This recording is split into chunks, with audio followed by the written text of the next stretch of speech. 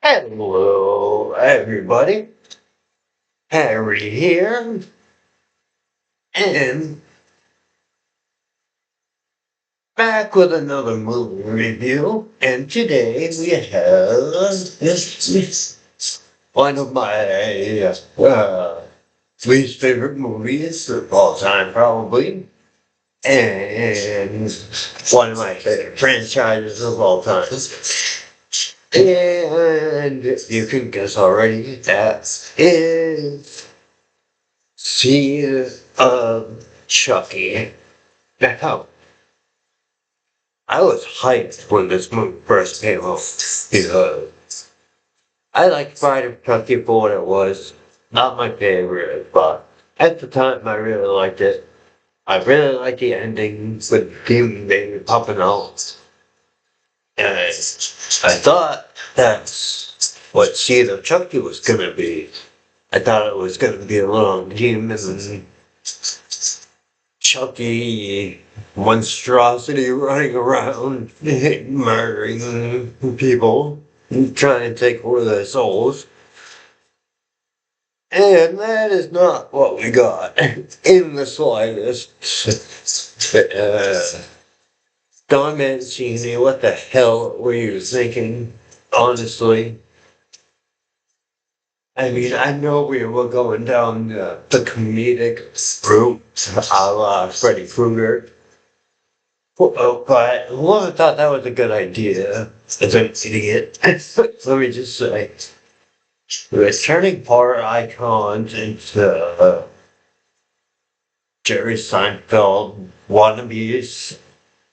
Where did that even come from? Why is that a thing? Why would you make your horror icons trying to make them into stand-up comedians? Still beyond me. It makes zero sense to me, but that's just me, an old school horror fanatic. You know. Uh, Now, for the movie itself, let's see if I can think of any positives I can give this movie. There's a couple, believe it or not. The effects, very good, I must admit. Practical, as far as I can tell. 99% anyway. The animatronic work was excellent. And it isn't all of these movies. Even the rest of the world, the effects work is still, it's amazing to me how they make this doll come to life. It's mind blowing. Think about it. It really is. So the effects work is great. And that's what the positives ends us. For the life of me, I cannot think of any more positive things I can say about this movie. Let's see. Other negatives. Let's start with Bread Man. Why the hell is Bread Man in a Child's Play movie? What is it with rappers, movies, and why is it that people think the rappers are blacks? I mean, Ice-T is okay. I mean, I like him in Law and Order. The movie, I don't know if you've seen it, but Surviving the Game is maybe nostalgia has a lot to do with that, because I grew up watching that movie with Gary Busey. I love that movie. I absolutely love that movie. And then I'll review it one of these days, but yeah. It's a take on the most deadliest game, obviously. People are hunting other people, but just Gary Busey and Ice-T in it make it worth watching. So, and Eminem can act, obviously. There's some other ones here and there, but just throw random rappers into your movies to hope to save money, I guess. I don't know. Let's see. The story for this movie. Yeah, the story makes zero sense whatsoever. I mean, it starts promising enough where this little girl's having a nightmare and which is pretty cool scene until the very end when they go, you're pitching yourself, and the thing wakes up and it's not a little girl, it's not scary, just weird, weird ass looking doll with named Shitface. This guy apparently is pretending to be a ventriloquist, and his puppet, Shitface, he hits on himself. Okay. Anyway, Shitface escapes. And I don't know how they did this, but him running. It's the funniest looking thing. He's just like running down the road, and it's so fake looking, yet uncanny valley type deal. It's so strange, and he looks, at his wrist, and it says made in Japan. So he thinks his parents are Japanese. Okay. So anyway, he goes on a quest trying to find his parents. And he finds them on I probably should have rewatched this movie before this review, but honestly, I didn't want to listen through that much hell. I mean, I've seen this movie probably 4 or 5 times, so but granted, the last time I was, probably 7, 8 years ago, so I may miss a few things, but it seems of Chucky we're talking about here, so cut me some slack. Anyway, so he finds out that his parents are in Hollywood. Talk about meta upon meta, way too much meta bullshit going on here. It's way too much meta stuff that makes zero sense. So we see that Chucky and Tiffany are now movie stars in Hollywood. So he manages to get to Hollywood, finds the spell book for dummies, brings Chucky and Tiffany back to life, So they find out they get a kid, and they're not sure if it's a boy or a girl. So they pull the thing's pants down, and just like a regular doll would be with nothing there. Chucky thinks that she's a late bloomer, I guess. It took me just goes to be the girl. And there's a whole transgender thing going on to the whole movie. So maybe they call it Gwen or Glenda, which I don't want to make this into any political thing, but the whole transgender, I suppose, I guess it's ahead of its time in that regard. My personal views on it is, if you're 18 or older, I could care less what you do with your body, but how dare you tell me to call you a she when I know that you're a he? Like, I'm not gonna be into your delusion.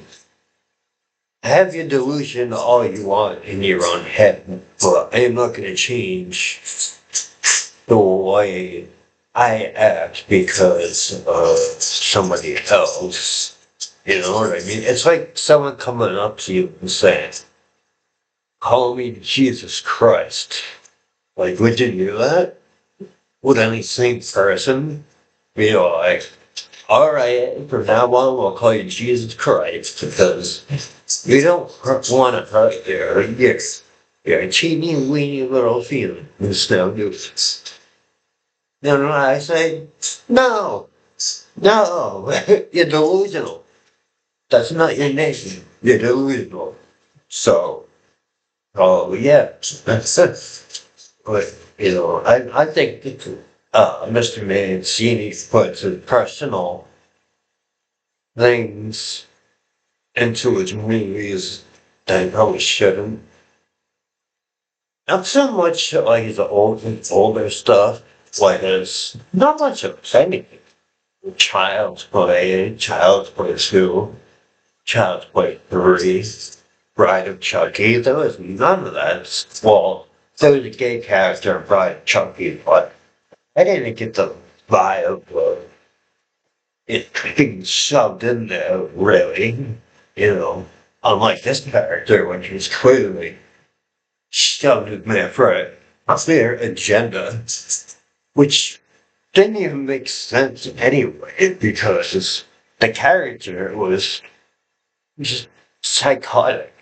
So how does that make transgender people look any better than they did before?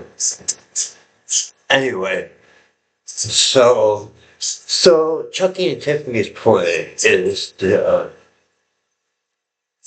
so they got Redman tied up and they're gonna put their bodies into them, I guess, and like not a whole lot happens during this movie. I'm struggling to even think of things that happen.